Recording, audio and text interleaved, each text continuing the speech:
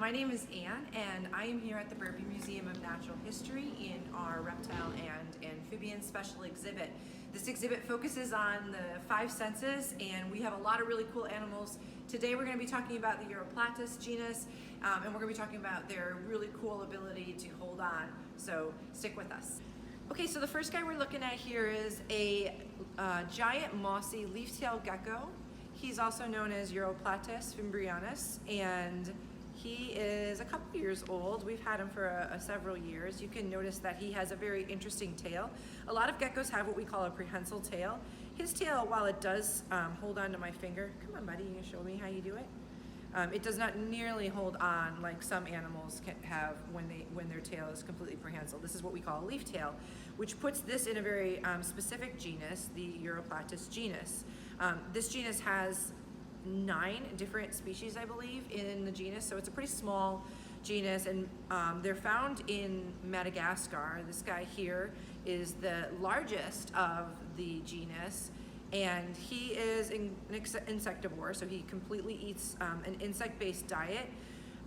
You can see his eyes are just exquisite. They are so well camouflaged because he doesn't have eyelids. When it's nighttime and he's going to be out and about and hunting, this eye dilates significantly, so you can see almost the whole eye is pupil, and it gets really dark black. But right here you can see that his eyes are just this exquisite color, because right now he's constricted, and during the day normally he'd be sleeping, and you can see his eyes are very well camouflaged because he can't close his eyes if he's hiding from predators. Now also hanging out, can you go over here for a second?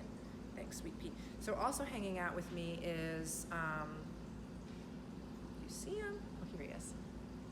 Another animal from that same area. It's also from Madagascar, from the same, hi, you're kind of caught in my hair.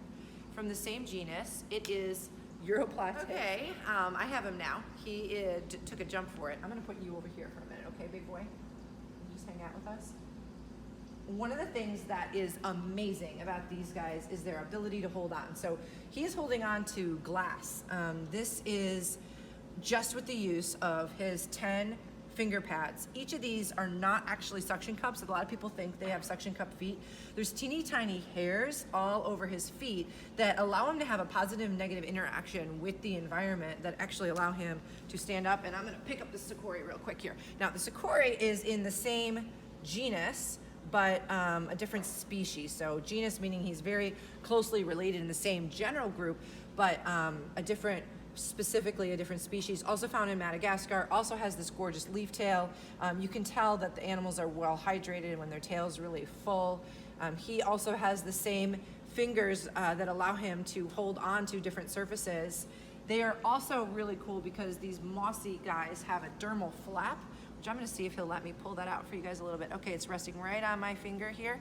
This dermal flap allows him to camouflage. It actually helps to blur his outline against the stick or the rock or the tree that he's leaning on, and lets him, hi, yes, hello, allows him to hide better. So this guy is an amazing jumper. They can jump really far, and people in the wild have seen them jump as far as 10 feet, partially gliding, partially jumping. I am going to grab another animal from the same genus. In this enclosure, we have Uroplatus linnaeus, and he is just unbelievable. Check out that black tongue. Hopefully he'll stick it out for you. There you go.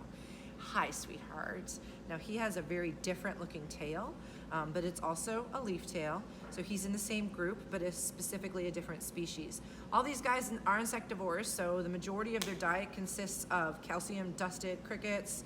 They get UV through the lights, although since they're nocturnal, there's some debate about how much they need the UV. We do provide it because it's part of their natural habitat, and then certainly they do need a little bit of extra heat. So your room temperature is not gonna be good enough for these guys. We warm them up just a little bit, not nearly as much as some of our other animals, but they do get a little warmed up. We also love to see their awesome little eyelashes, and this guy has more eyelashes that are more reminiscent of like a crested gecko right around the top of his head.